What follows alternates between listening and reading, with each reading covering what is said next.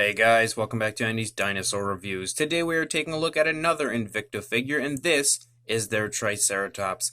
Probably the most beautiful old school depiction of a Triceratops you'll ever find, and it is absolutely sculpted to the max. I actually have repainted this figure in the past. I made kind of a diorama with this Triceratops and the Invicta Tyrannosaurus Rex to kind of give you that classic battle of the prehistoric scene, and I repainted both this and that Rex and kind of put them together on a base and everything. And in that video you could really see just how much life you can bring out of these figures when it comes to the paintwork, because these classic Invictas really have no paint. They're just kind of one solid color. But I felt like once you actually put some paint on the figure, the sculpt really looked incredible. But this one in general actually is a pretty decent tone of color to really be able to actually see how much sculpt and detail is included in the figure. So let's go ahead and get a closer look to see just how much there is. Starting up here at the head sculpt of our Triceratops, you can see that straight away it is absolutely scaled to the max. There is so much incredible scale work up here on the face as far as the sculpting and detailing goes. So many different varying sizes of the scales and everything, and you can see that run up here under the frill, and kind of within the frill there's like big scales, and then there's kind of almost like smaller scales within those larger scales. So it's really cool, very interesting idea as far as the sculpting and detailing goes of the Triceratops, but I think it looks really nice on the figure overall. You have almost a grumpy appearance to the mouth. He looks very unhappy, kind of giving you that very old school look to the Triceratops in general, as they were kind of meant to look like very angry, big lumbering lizards, and that's pretty much what you get out of this Triceratops and his pretty much disgusted face that he has going on. You can also see the nostrils sculpted out up there, really beautiful beak sculpted out at the end of the snout of our Triceratops, and within the horns as well. Look at the really nice sculpt and detail you have. Absolutely beautiful looking as far as the kind of like cracks and crevices within the horns of our Triceratops. And again, I just must stress how incredibly well sculpted these figures are. There's so much detail crammed into these figures, it's just unbelievable. You do have the eyes sculpted out there, and you also have some really nice detailing around the eyes in the eye socket area. You have the ear as well, which may not be in the exact correct spot, but regardless, it's still really cool. Moving back here into the neck, as you get down here into the throat area, you can see lots and lots of skin wrinkling, skin kind of creasing going on. You also have a little bit of hanging skin here in the throat region of our Triceratops. Coming up here into the body, you have almost an armored type of an appearance as far as the way the scales look here on the back, almost kind of somewhat crocodilian to the figure. You also have a nice ridge line of kind of ridges that run down the spinal column of the Triceratops, and sort of like some scoots that run down in lines across the Triceratops' back and down into the side of its stomach, and then it transitions back to just that same similar style of scales that we saw up here on the face. And once again, just like we saw up there, you can see so many different variations of sizes of scales all throughout the body of this Triceratops. And the legs on this side are stretched really far out, so you can really see the skin stretching off of the body. So they absolutely captured the exact way the body would be reacting to the movement of the Triceratops. Really would be stretching the skin right here in this specific position, so I think they did a great job as far as that goes. You can also see the bone structure and just the beautiful kind of musculature of this front leg, and then as you move down closer to the foot, you can see that the scales become almost like osteoderms in certain areas, and they become a little more scarce. Certain areas of the foot looks a little bit more muted than others as far as the detailing goes, or a little bit more fine, I guess you could say. You have a very nice foot sculpt here on the front with the really nicely sculpted out nails on that front foot. Coming back here into the hip area, you can see the hip bone present, and then moving down here into the leg, again the scales continue to look really incredible the entire way down into the foot, and then again the foot looks really nice back here as well, and you can see just how much beautiful scale work is included in this figure.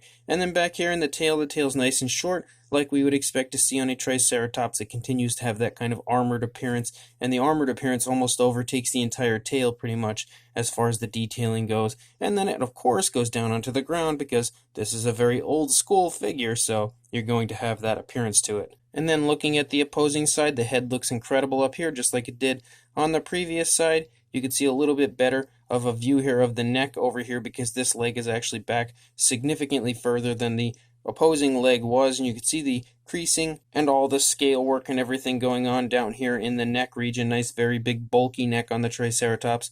Once again, you can see that kind of hanging skin that almost hangs off of like the chin area of our Triceratops. And then coming back here into the body, you can see that the detailing primarily is very similar to what we saw on the opposing side.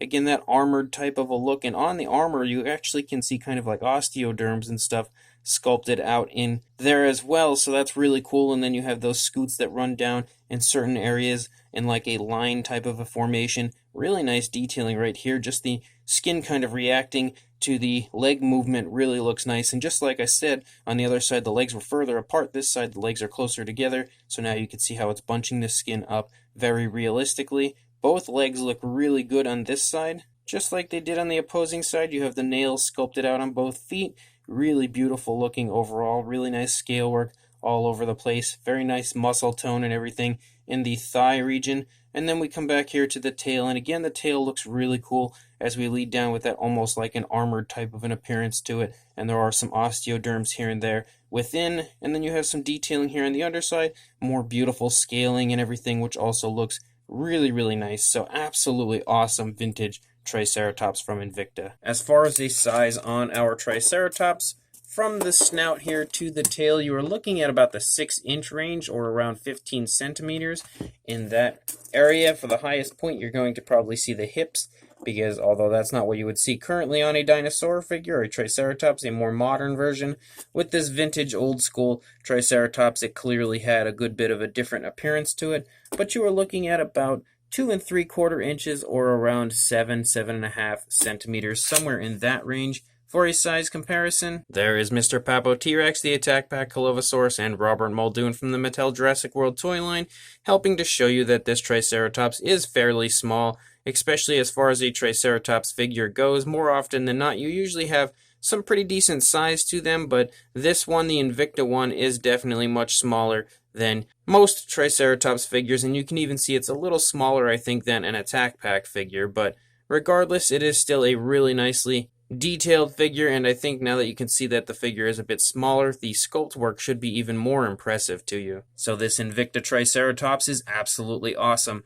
Just like every single Invicta figure I have is absolutely awesome, and I really am quite psyched to be able to give you guys a few reviews of each of the figures to really help you decide which of the Invicta figures you would like to go after. I actually recommend all of them, but some people don't want to collect the entire line, maybe just your favorite dinosaur, and I am really psyched to be able to bring these older figures to you guys for a review and show you just how beautiful they are, because the Invicta figures are so awesome. Really fantastic figures, way ahead of their time, honestly, when they were created, even though they do have that old school look. But as far as the actual amount of sculpt and detail that they are including in the sculpts, it's just like crazy how good these were for their time. If you go back to when these were created and take a look at some of the other dinosaur figures from that time, you could just see how much more incredible this Triceratops and all the other Invicta figures really were.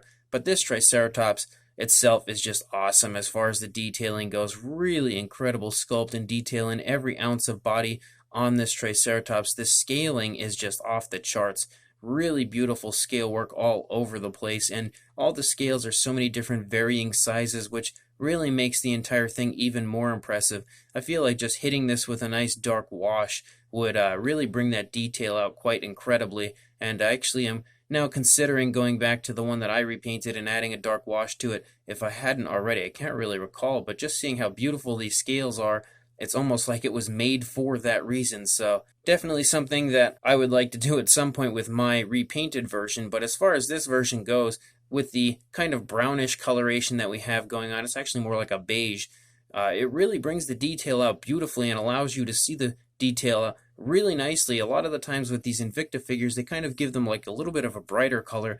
Of course, it captures the old school Triceratops look perfectly. It really looks pretty much exactly like what you would expect to find on a Triceratops from when I was a child. So I really do love this figure for that reason, because it's that exact look of a Triceratops that I kind of grew up on, and I think it is absolutely perfect in every way. So if you would like to pick this up, I will include a link in the description for you to do just that on eBay if I can in fact find a link to one, because of course these are long discontinued. So make sure you check the description. Hopefully I'll have a link there for you to go purchase this if you would like. And also make sure you like, comment, and subscribe, and I will see you in the next review. Thanks for watching.